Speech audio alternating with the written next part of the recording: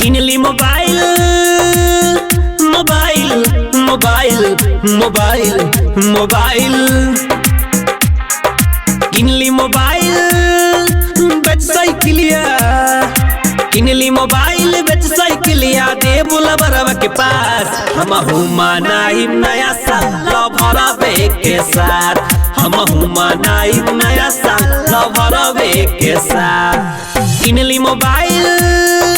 बेच साइकिलिया Kinley mobile बेच साइकिलिया बेच बोला बरवा के पास हम मनाई नया साल भरवे के साथ हम मनाई नया साल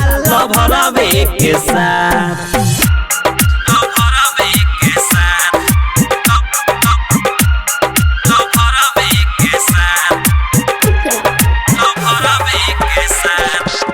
रात भर फोन करके खूब बतियाइब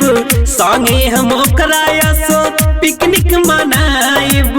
संगे हम ओकरा सो पिकनिक मनाइब रात भर फोन करके खूब बतियाइब संगे हम ओकरा सो पिकनिक मनाइब लिहली बनाई बड़ा प्यार से लिहली बनाई बड़ा प्यार से दिल के अपने खास हम मनाई नया साल भरवे के साथ हम मनाई नया साल भरवे के साथ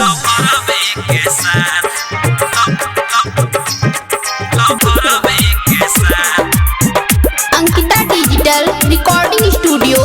कैंपियरगंज गोरखपुर करे के परी भले ओकरा पे खर्चा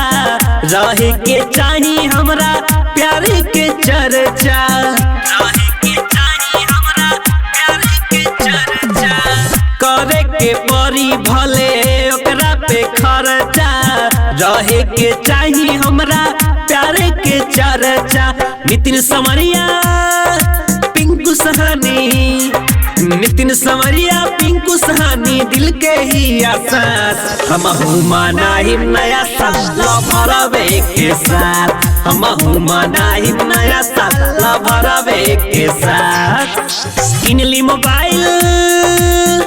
mobile mobile mobile mobile Kinley mobile बेच साइकिलिया किनली मोबाइल बेच साइकिलिया दे बोला बरवा के पास हम मनाई नया साल भरवे के साथ हम मनाई नया साल भरवे के साथ।